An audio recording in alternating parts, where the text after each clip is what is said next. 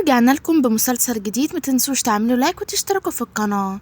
بيبتدي عندنا الملخص بنانا، وهي كانت واقفة قدام الشركة بتاعت صحابها، وكانت جايبة الدباديب بتاعتها كلها علشان تديها للأطفال اللي فوق أو للستات اللي معاهم أطفال. لكن لقت إن الشريكة بتاعتهم كانت وقفت قصادها وبتكلمها بأسلوب وحش جدا. وفي الوقت ده بدأ إن اخواتها ينزلوا، أو يعني اللي معتبراهم اخواتها. وفي الوقت ده الكل كان هيموت ويسلم عليهم، وخصوصا شون، لأن شون ده نعرف إن هو ممثل مشهور وعنده كاريزما عالية جدا، والكل هيموت ويقابله. وفي الوقت ده نانا مكانتش عارفة تعمل ايه، وخصوصا إن البنت بدأت تهجم عليها. لكن في الوقت ده جه الشباب اللي هي معتبراهم زي اخواتها، وبتقولهم هي دي تبعكم، فبيقولوا لها اه دي تبعنا، ويا ريت بعد كده ما تجيش جنبيها. وشاور لهم هنا يان، وقال لهم خدوا بالكوا، البنت دي من أهم الناس اللي في حياتي. ونعرف إن نانا لسه متطلقة وخارجة من صدمة جديدة في حياتها، ولحد دلوقتي نفسيتها صعبة جدا برغم إن عدى على جوازها شهور. وفي الوقت ده يان شافها وقال لها متقلقيش طول ما احنا معاكي، وخصوصا أنا يعني. وطبعا اخواته كانوا عارفين إن هو معجب جدا بيها، لكن علشان كانت متجوزة فطبعا معرفش يقول لها كده، وخصوصا إن هو ما كانش عايز يخرب علاقتها مع جوزها. فهي قالت لهم سلام، قال لها طيب أول ما تحتاجينا اطلع لنا على طول. لما جت علشان تمشي اتفاجئت ان الست دي اللي هي كانت حماتها بتقول لها ان انتي واحده خاينه، وطبيعي بقى سبت جوزك ومشيتي مع الثلاث شباب دولت. فهي بتقول لها بطلي اللي انتي تظلميني، وان دولت انا اعرفهم من زمان جدا قبل حتى ما اتجوز جوزي. وطبعا هنا جوزها كان معاها او نقول طليقها يعني، وكان طبعا بيبص لها بقرف وضربها كمان. وهي طبعا كانت مصدومه من اللي كان بيحصل، لانه كان عمره ما مد ايده عليها. في الوقت ده بيقول لها ان انتي فعلا واحده خاينه، وانت تستاهلي ان انا اطلقك وان انا كمان خنتك. وفي الوقت ده البنت اللي خانها معاها بدأت تقول له هو ده ذوقك كان وحش جدا. فهي كانت بتتحايل عليه علشان تفهمه، وتقول له صدقني انا ما حبيتش زيك وما حبيتش الا انت. يقول لها ان انت كدابه، وان انت بتعملي كده بس علشان طمعانه في فلوسي. فهي بتقول له لا خالص، وانا فعلا بحبك انت. قال لها وانا كنت دايما بقول ان انتي ليه بتختفي، اتاري بقى كنت بتختفي علشان تيجي للتلاتة دولت. فهي بتقول له لا ما تظلمنيش انا ما عملتش كده. فقال لها اسكتي انا مش مصدقك. فهي بتقول له خلاص ماشي، انا كده كده هسيبك. والبنت بدأت تقول له على فكرة باين قوي ان هي ماشية معاهم. فهي بتقول لها بطلي انتي كمان تظلميني، انا ما عملتش اي حاجة من دي. فهي بتقول لها ان هي كدابة، وباين عليها شاطرة جدا في الكذب. وطبعا هو كان باصص لها وكان مصدقها، وكان مكدب مراته اللي عاش معاها سنتين. ولما بتقوله سامحني وخلينا نرجع لبعض ضربها بالقلم، وقال لها ان ده حلم بالنسبة لك، وده طبعا مش هيتحقق لان انا ارتبطت بغيرك، وعلى فكرة هتجوزها قريب. قلت له هو انت لحقت تنساني؟ قال لها انا من امتى اصلا وانا فاكرك. وحماتها كانت بتقول لها على فكرة يعني البنت دي احسن منك بكتير، وهي طبعا عندها اخلاق وعندها عيلة تحبها، مش زي عيلتك دايما كانوا مش بيحبوكي. فهي بتقول لهم مش معنى ان بيني وما بين عيلتي مشاكل ان هما مش بيحبوني، وانتي اصلا بتعايريني بايه؟ في الوقت ده قالت لهم انا هكلم لكم اخواتي. وطبعا في الوقت ده اخواتها ما ردوش عليها، وهو طبعا كان عمال يتنمر عليها ويقول لها وانتي فاكره ان حد بيحبك ولا ايه؟ ويا ريت بقى بعد اذنك تبعدي عني. بتقول له لكن انت اللي جيت لمقر الشركه. قال لها عشان انا عندي شغل، هو انتوا فاكراني فاشل زيك ولا ايه؟ فبتقول له ان انا مش فاشله، لكن كنت حابه ان انا اجرب اقعد في البيت شويه، انا تعبت وانا بشتغل من زمان. ولما جت علشان تمشي بعتت اختها، بدأت ان هي تتنمر عليها وتكلمها باسلوب وحش جدا، تقول لها وانتي بتعملي ايه، انا ما عملتش حاجه ولا ليكي ولا لاختك. فهي بتقول لها لا، انتي بتحاولي ان انتي ترجعي جوزك، والصراحه جوزك ده بالنسبه لنا حاجه كبيره قوي، طبعا مش علشان بنحبه، لا علشان احنا بنحب فلوسه ومحتاجينها. وانتي طبعا بتحاولي ان انتي تشوشري على عقله وتحاولي تاني تقربيه ليكي. هي بتقول لهم صدقوني انا مش كده، لكن انا فعلا لسه بحب جوزي. فهي بتقول لها لا يا شاطره، مش اسمه جوزك، اسمه طليقك، وهو هيتجوز اخته قريب وهناخد كل فلوسه. فهي بتقول لهم هو انتوا ازاي وحشين كده؟ وفي الوقت ده جه هنا طليقها وقال لها وانت بتتعرضي لاخت مراتي، وكان لسه بيضربها، لكن اتفاجئ ان اخواتها التلاتة جم وبدأ ان هم يضربوه. وطبعا في الوقت ده هي كانت مبسوطة جدا، لان الاول مرة تحس ان ليها فعلا حد يدافع عنها، وانها مش كل مرة كل وحدها. في الوقت ده حضنها يان وقال لها بقولك ايه، تعالي على البيت معانا، كفايه عليكي قوي بهدله لحد كده، وان انت كل شويه حد يتنمر عليكي وانت متعرفيش تتصرفي، وانا خايف عليكي. وفعلا راحت معاهم البيت وبدأت تعيش عيشة كويسة جدا، وحست لأول مرة إن هي فعلا عايشة وسط عيلة، مش زي ما كانت عايشة مع عيلتها أو حتى مع جوزها. وفي الوقت ده بدأ هنا يان يقول لها هو انت قريبة منهم كده ليه، تعالي هنا. فبتقول لهم عادي هم اخواتي زي ما انت اخويا يعني. بيقول لها لا انا مش اخوك انا صاحبك عادي. وطبعا هي زعلت لان افتكرت ان هو كده يعني مش عايزها تكون معاه. وبعديها على طول راحت على الشغل. وتاني يوم على طول البنت اللي كانت بتتنمر عليها بتقول ان انا اول ما بدأت ان انا اتنمر عليها وكنت عايزة اضربها اتفاجئت ان في 3 شباب جم وشالوني ورموني بره الشركة. وهي طبعا كانت قاعدة بتعيط وكانت عمالة تصعب عليهم وحتى قربت منهم كلهم وبدأت تعمل حركات غريبة كده. واضح فعلا ان هي كانت بتخونك معاهم. طبعا طليقها صدق على طول ولا انا كنت واثق فيها البنت دي ولا هي تبقى نانة يعني وان هي واحدة مش كويسة. فهي بتقوله شوف يا حبيبي انا هفضل على طول جنبك ومعاك. وطبعا هو كان واثق جدا فيها برغم اصلا ان هي كانت مخطوبه له علشان خاطر فلوسه وهي اصلا مش بتحبه ومش بتطيقه وكمان اصلا هي بتخونه. فانا بيقول لها انا واثق في كده. وحماتها بدأت تقول لها انا حابة جدا ان انتي تدخلي العيلة باسرع وقت.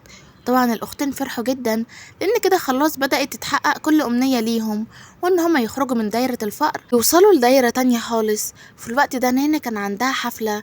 طبعا كانت لابسة فستان وكان شكلها حلو جدا وكان كل المعازيم كانوا بيبصوا لها وهم مبسوطين ان نانا كانت شكلها حلو جدا وكانت عمالة تسلم على الكل.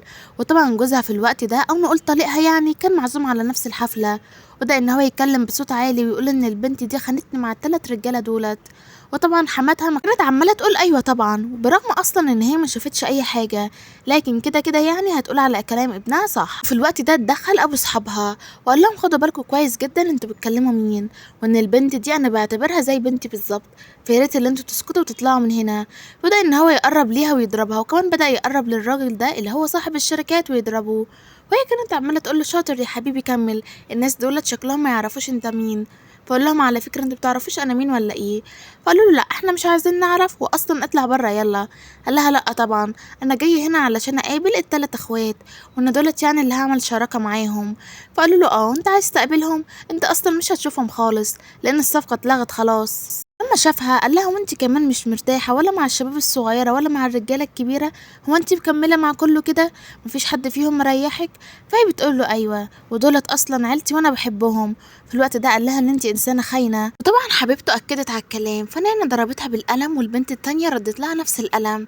وكانت مصدومه جدا من تصرفات طليقها وخصوصا ان هو كان عايز يوصل للكل ان هي واحده مش كويسه وان هي بتخونه مع اي حد.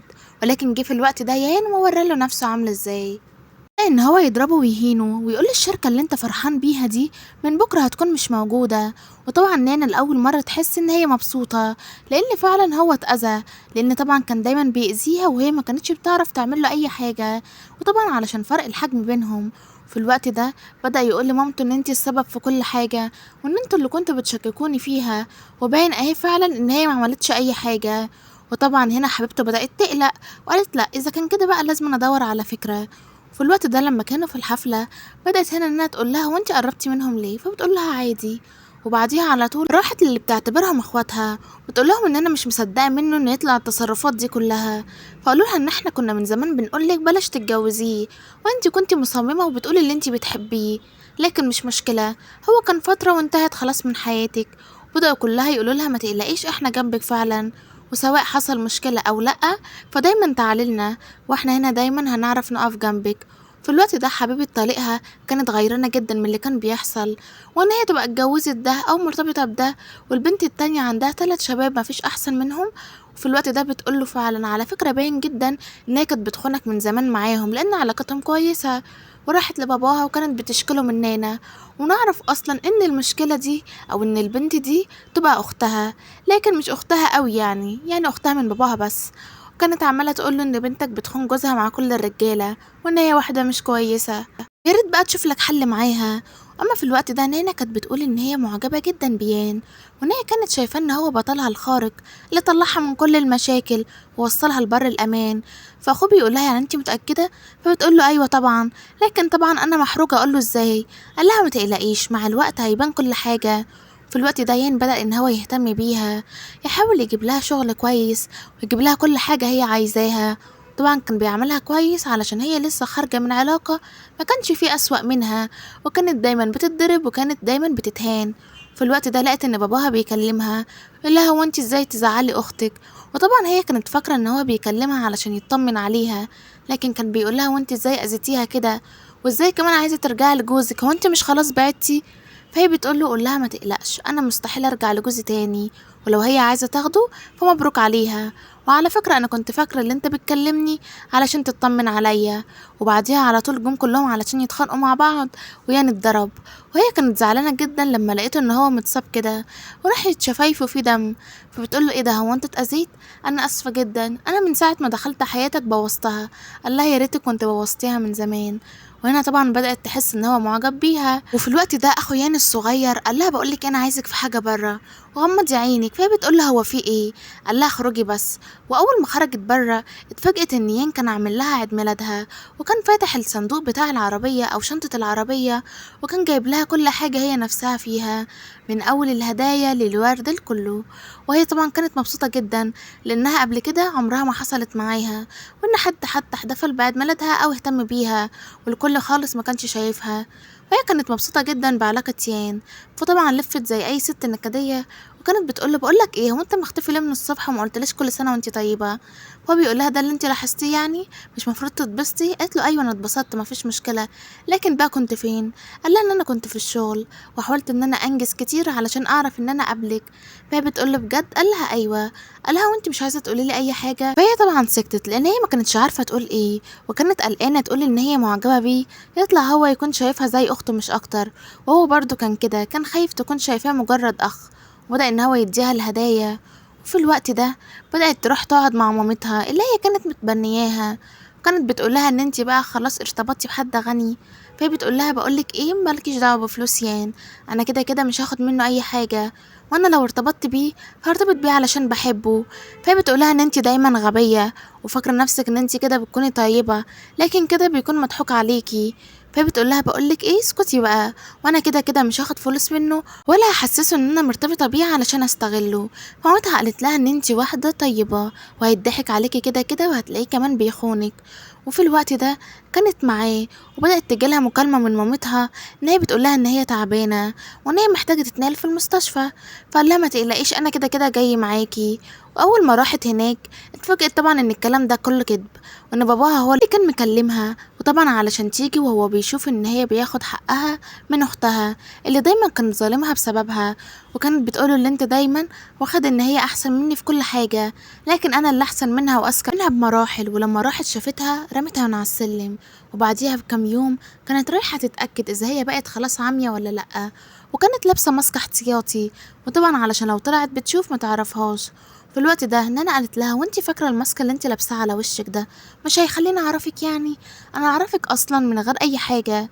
فهي بتقول لها بجد؟ بتقول لها ايوه. بتقول لها على فكرة انا مش مسامحاكي لان انتي كنتي عايزة تأذيني. وبدأت ان هي تضربها بالقلم وتقول لها خدي بالك ان كل ده هيتردلك، وانا كده كده مش عايزة جوزي، فانتي او يعني زي ما انتي ما بتقولي طليقي، فانتي اللي بتعملي كده. وفي الوقت ده باباها بدأ ان هو يعتذر لها ويقول لها ان انا كنت غلطان السنين اللي فاتت لما فرقت ما بينكم وطلعت واحدة زي نية وما بتحبش الا نفسها. وفي الوقت ده طبعا فعلا اختها بدأت ان هي تتأثر وتحس ان هي كانت غلطانة، وان هي فعلا قضت وقت كبير جدا من حياتها وهي بتخطط ازاي تنتقم من نانا، وهي اصلا ما عملتهاش اي حاجة، برغم ان نانا زمان لما كانوا في المدرسة كانت دايما هي اللي بتدافع عنها، وكانت تربي أي متنمر يحاول يجي عليها. وبدأت فعلا تحس بالذنب وتفتكر كل الذكريات القديمة. وفي الوقت ده قررت برضو ان هي تكمل في كل حاجة وتقول ان عادي يعني ان انا اذيتها كتير فمش فارقة اما اذيها كمان شوية. وحقيقي مش فاهمة هي ازاي شايفة نفسها واحدة مقرفة زي كده. المهم يعني وبعديها على طول باباها راح علشان يكلمها ويقول لها خدي بالك ان انت لازم تعمليها بشكل كويس جدا. وطبعا هي كانت شايفة باباها مستغربة لان اصلا اللي خلى العلاقة وحشة قوي كده هو باباها. وطبعا في الوقت ده كانت مستغربة ان هو امتى اتعدل كده ومن امتى اصلا بقى يخاف عليها وعلى مصلحتها، ولكن طبعا فهم كل حاجة وهو عارف ان هي قربت من يان وان هما الاتنين بقوا قريبين، فطبعا قرب ليها علشان خاطر الفلوس مش علشان حاجة تانية. وفي الوقت ده مامة يان واخواته بتقوله ان انا مش موافقة بالبنت دي، فهو بيقول لها اذا كنتي موافقة ولا لا انا كده كده هختارها. وطبعا هنا كانت مبسوطة جدا لان هو فعلا اختارها، برغم ان هو لحد دلوقتي مقلهاش حتى انه معجب بيها، وكانت قاعدة معاهم في اجتماع، وكانت بتقول لهم ان انتوا اذكياء جدا، وان انتوا كده كده كده يعني هتنجحوا، وان الشركة بتاعتكم فظيعة. اما في الوقت ده البنت اللي هي اختها راحت تكلم طليقها، وكانت بتقوله على فكرة انا شفت ان اختي بتتفق عليك، وتقول كمان ان هي هتأذيك في شغلك وهتدمرك. وهنا طبعا صدق كلامها على طول من غير حتى ما يفكر فيه، ويعرف اصلا ان نانا ما بقتش تفكر فيه هو، وما بقتش عايزة ترجع له. قال لها هو انت متأكدة ان هي عملت كده؟ فبتقول له اه طبعا ايوه متأكدة، وعلى فكرة كمان انا عرفت ان هي تحط لك مستندات غلط في الورق في الشركة. وطبعا بدأ يكلم حد وتأكد فعلا ان في مستندات غلط موجودة، وطبعا نينا محطتهاش ولا حاجة، واللي كانت حطتها كانت هي بنفسها. وفي الوقت ده راح ليهم وقال لهم خدوا بالكم ان انا مش هسكت لها كتير، ويا ريت بقى تحترم نفسها وتعرف ان انا هبقى جوز اختها، ويا ريت ما تقربش مني. فطبعا نينا استغربت، اللي هو انا اصلا ما خرجتش من البيت، لحقت امتى ان انا اقرب منك؟ فلا انت بتتكلمي جد؟ بتقول له ايوه، وانا اصلا ما بقتش احبك. وطبعا اول ما سمع الكلمه دي اتضايق جدا، وبدا يحس فعلا ان هو غيران جدا عليها من يان، لا هي حتى ما بتحاولش ان هي ترجع له. وراح عند عيله الثلاث شباب وبدا يقول لهم على فكره البنت دي خاينه، وان انا اصلا طلقتها بسبب كده. فقالوا له خلاص ماشي نعمل لك ايه يعني؟ فقال لهم هو ده رد فعلكم بس؟ هو انتوا مش هتمشوها من البيت؟ وطبعا كان عنده امل ان هما يمشوها، وطبعا هي ملهاش غيره فهترجع على البيت. وطبعا هي راحت علشان تكلمه لانها كانت سامعه كل الكلام ده. قلت لها هو انت مش هتبطل بقى؟ انا اصلا بعدت عنك وعن حياتك. قال لها ما انت مش شرط تبعدي، انا عايزك ترجعي تاني. فبتقوله لا، وان انا مستحيل ارجع لواحد تاني زيك، انت ضربتني وهزقتني وخليت ان الكل يشمت فيا، وبعد كده عايزني ارجع لك بسهوله؟ قال لها ايوه، يعني انت عايزه تتجوزي ولا ايه؟ فبتقول له ايوه زي ما انت ما هتتجوز. قال لها لا انا مش فاهمك، وهتتجوزي مين يعني؟ الولد ده انا احسن منه. وقالت له طبعا اطلع برا. وبعديها على طول راح لاختها وقال لها على فكره كل حاجه بتحصل لي في حياتي بسببك انتي. فهي بتقول له ليه؟ هو انا ضربتك؟ انت اللي كنت حابب تعمل كل حاجه، وكنت حابب ان انت ترتبط بيا. قال لها فعلا الغلط غلطي انا. وفي الوقت ده نانا بدأت تكلم اخو يان، تقول له على فكره بقول لك ايه، انا بحب اخوك. قال لها بجد؟ قالت له ايوه، لكن انا محروجه جدا ان انا اقول له. قال لها لا ما تتحرجيش. قالت له ايوه، يعني انا اعمل ايه دلوقتي؟ قال لها استني هفكر وهقول لك. فقالت له خلاص ماشي. وبعديها على طول عرفت ان ريان هيروح يقابل واحدة، فقررت ان هي تتنكر وتقابله، او يعني تقعد تتصنت عليه علشان تعرف هو بيقول لها ايه.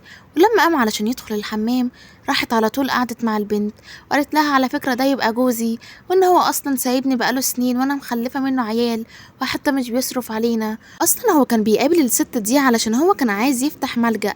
وطبعا في الوقت ده الست اتصدمت، اللي هو ازاي قاسي كده وعايز يفتح ملجأ. وطبعا قررت ان هي تقوم لما لقت ان يان جه. وطبعا هنا بيقولها وانتي ايه اللي جابك هنا؟ تقول له بقولك ايه، على فكره انا بحبك وبغير عليك. وقال لها كمان انا بحبك ومش هتجوز الا انتي. وهنا طبعا كانت مبسوطه لان لقت ان الحب متبادل. واول ما خرجت جوزها على طول او طليقها خطفها.